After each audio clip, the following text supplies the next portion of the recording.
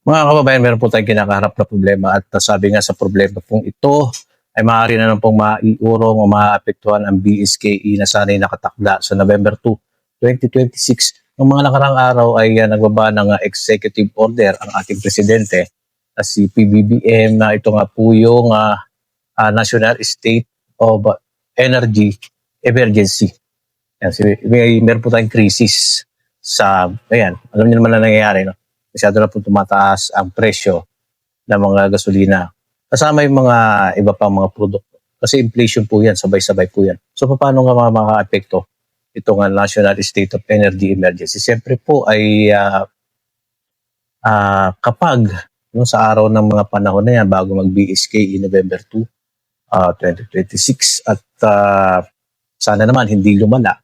No, kasi kung lalala po ito, no, patuloy na tataas ang mga langis, ay maaari pong magkaroon ng mga proposal na iurong muna pansamantala ang nakatakdang November 2 BSK 2026. Kasi yung pagtatransfer po ng mga kagamitan, no, mga machine, di po ba? Kahit po meron pong budget na yan, yung budget po na yun ay kung wala pong mga katulad nitong mga National State of Energy Emergency.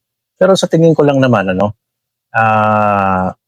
maaari magkaroon ng proposal na dagdagan ang pondo. Kasi magkakaroon po ng mga karagdagang pondo yan para sa BSK.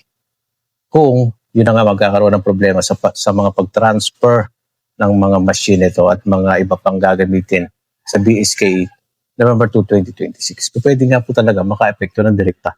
Kung titingnan natin, posibleng, no? Pwede magkaroon ng proposal na iurong ang November 2.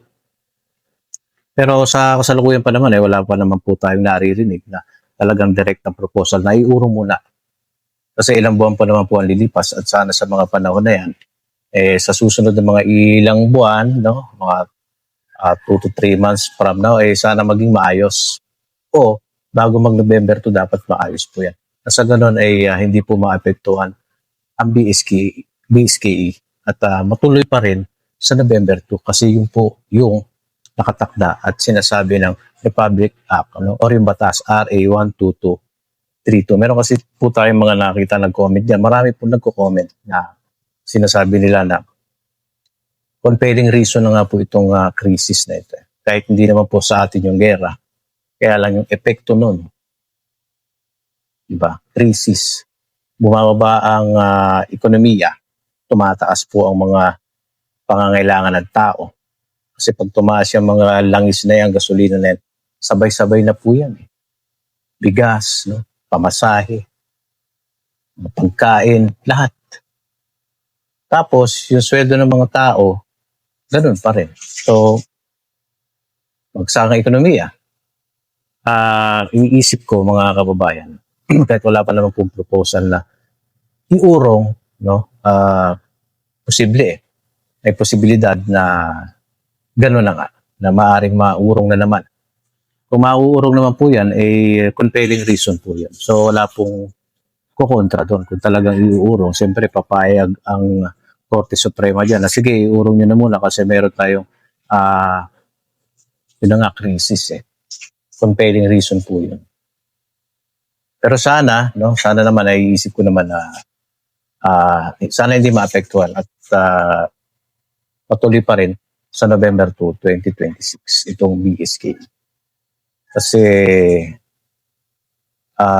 yun na nga yun ay sinasabi ng batas na sana ay matuloy. Pero ngayon, ang napakabilis magbago ng sitwasyon.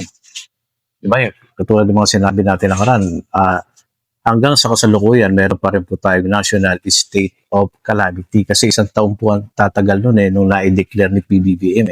Tapos ngayon, meron na naman pong National State of Energy Emergency. So patong-patong na.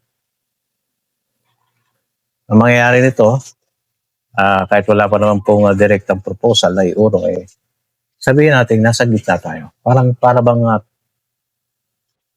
bang 50-50. Hindi ko naman opinion ko lang yun. No? Pero kung titignan nyo naman, yung BARM, pinirmahan na ni Presidente tuloy sa September kung iisipin niyo. Tuloy yung BARM kasi pinirmahan na ni Presidente. Pero ganun pa man, nasa sitwasyon kasi natin ngayon ay marami pong pwedeng mangyari. Mabilis ang mga pangyayari. Pwedeng, baka yung bar maurong, baka yung BSK may maurong dahil nga sa sitwasyon. So isipin po ninyo, kaya po yung ating pag-analyze ulit ngayon, napakabilis ng pangyayari ng mga pwedeng magbago, kahit yan po ay mga nasa batas na, mauurong kasi mga compelling reason ay nandyan na. Titingnan lang natin kung mayroong mag-propose sa Congress, sa Kamara, ipapasa yan. Mga kumbaga, aamyendahan eh. Aamyendahan yan. Kung magkakaganon pa man, tignan natin mga susunod na buwan o susunod na 2 buwan o 3 buwan, baka merong ganon mangyari na mag-amend o mag-propose. Diba? So, handa kayo lahat, especially mga barangay officials. Diba? So, ayan po yung ating update. Mag-comment kayo. Lalo-lalo mga barangay officials dyan. Yung mga gusto na tumakbo. Aspirante. Diba? So, hanggang dito na lang. Pa-share ng ating video.